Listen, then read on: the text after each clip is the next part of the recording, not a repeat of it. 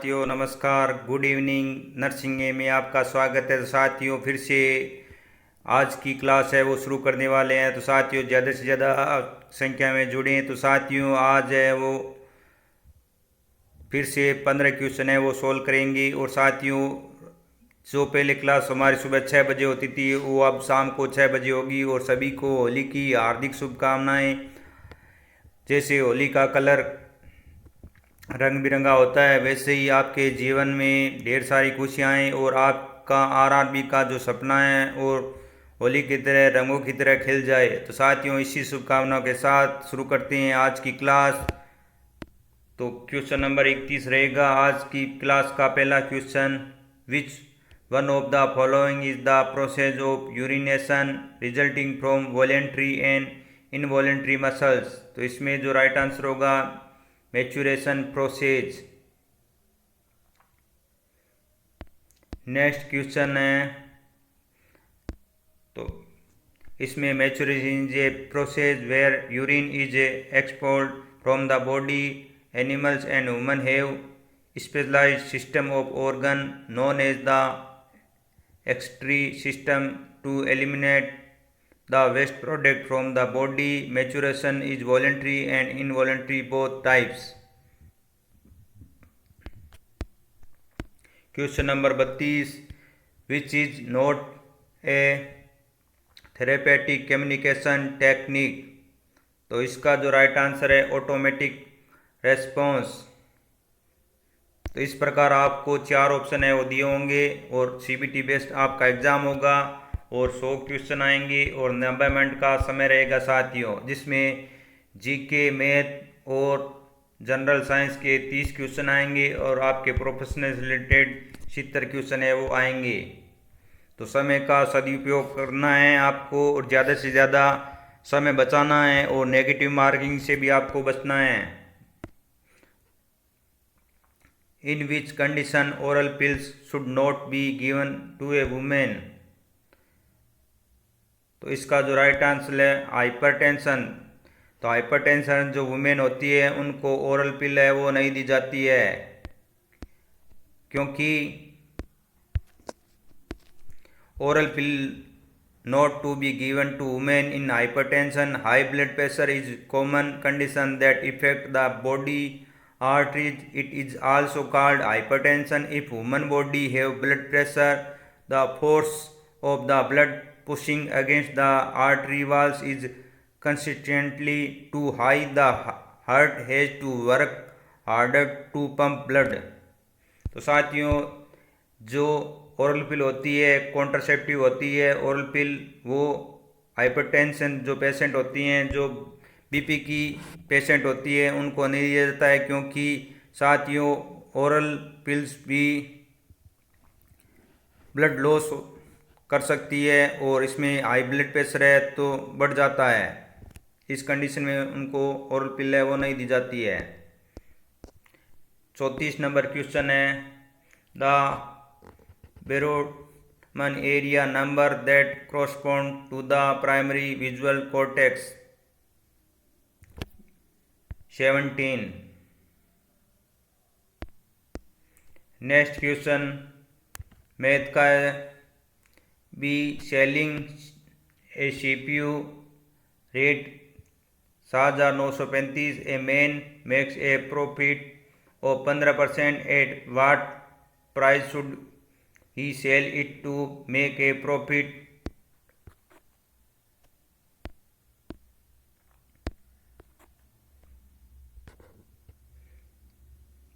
और 25%। तो इसमें साथियों प्रॉफिट है कितना मिला। तो इसमें कॉस्ट ऑफ CPU की आपको पता है कि कॉस्ट ऑफ CPU की 7,900 है और परसेंटेज है वो,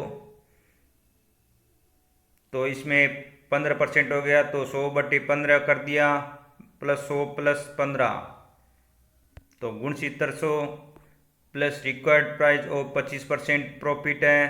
तो इसमें गुण 700 तो प्लस 100 प्लस 25 125 प्रॉफिट हो गया प्लस 100 तो 8625। तो इसमें जो प्रॉफिट होगा वो 8625 होगा। राइट आंसर हो गया डी। फिर 36 नंबर क्वेश्चन है, which sampling could be effective during a sampling frame is difficulty to identify in research. इसका जो राइट आंसर होगा नो बाल डी। और साथियों क्वेश्चन पेपर है वो हिंदी और इंग्लिश लैंग्वेज दोनों में आएगा। Which is micro mineral that the body need to work properly. Calcium. Next question 38 number, which one of the following is the major cause of postpartum haemorrhage. Postpartum haemorrhage का मुख्य कारण क्या है? Atonic uterus, thrombin, preeclampsia, incoordinate uterine action. तो इसका जो right answer है वो है एटोनिक यूट्रस। तो ए इसका राइट आंसर हो गया। तो विस्तार से बताते हैं आपको। Atonic uterus is the major cause of postpartum hemorrhage. Uterine atony is caused by the inability of the myometrium to contract sufficiently in the response to oxytocin, a hormone the body releases before the during childbirth to stimulate uterine contraction. Uterine atony is usually diagnosed during physical examination immediately upon delivery.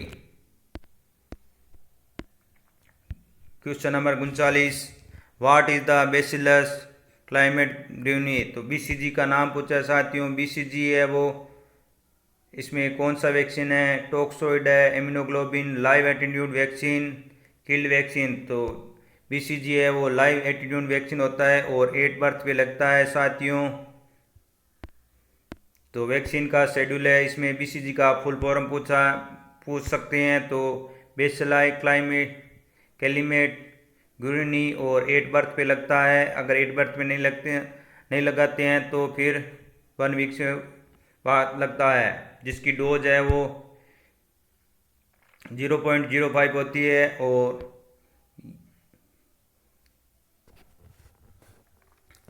Root इसकी intradermal होती है साथियों। और इसका जो scar है वो बन जाता है लेफ्ट हैंड पे। इसका बनता है 2 से 3 मंथ में इसका है वो स्कार बन जाता है। जैसे समझते हैं, vaccine induce the immune system against further disease caused by the particular disease. BCG the vaccine is mainly use to prevent TB. TB vaccine के लिए बीसीजी है वो यूज किया जाता है। लाइव एटीट्यूड वैक्सीन होता है। The BCG vaccine was first time use clinically 1921. The vaccine is given to children at birth for a few days after the birth to child. The vaccine should be given till the age of 6 months. Although till the age of 5 years, the vaccine can be given anytime. Question number 14. Which conventions are followed or equal mirror and lens. तो इसका जो right answer होगा B new Cartesian sign.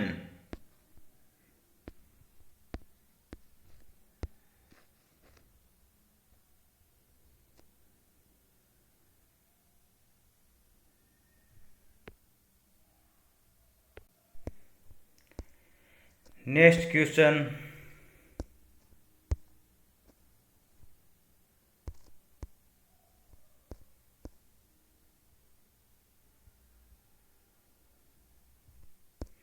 है which is called as non probability sampling. तो इसका right answer है quota sampling. Next question 42, which disease is fatal brain disorder that are caused by the prion protein. C Creutzfeldt-Jakob disease. Next question, what is the renal threshold value of glucose। तो glucose की value 180 mg/dl। Next question 44 number question है, which one of the following is an example of the risk for infection in nursing diagnosis. तो इसका जो right answer है सी, risk nursing diagnose. समझते हैं risk nursing diagnose क्या है। तो a risk nursing diagnosis is a clinically judgement concerning the vulnerability of individual, family, group of community for developing and understanding human response to health condition life process. Risk nursing diagnosis must be supported by risk factors that contribute to the increased vulnerability। Next question है, विच कोज क्लिनेफेटर syndrome. क्लिनेफेटर syndrome, इसमें जो right answer होगा XXY। समझते हैं, Klinefelter syndrome is a genetic condition that result when a body is born with an extra copy of the X chromosome is XXY. This genetic condition affecting males and is often is not diagnosed until adulthood. Klinefelter syndrome may adversely affect testicular growth, resulting smaller than normal testicles, which lead to lower production of testosterone। तो साथियों, आज की class यहीं समाप्त करते हैं। मिल लेंगे फिर से नए सवेरे के साथ, नई क्लास के साथ, फिर से नई बेंच में, नए पार्ट में। तब तक के लिए जय हिंद, जय भारत। ज़्यादा से ज़्यादा इस इंफॉर्मेशन को शेयर करें और भी बच्चों के साथ, जिससे वो भी इसका लाभ उठा सकें।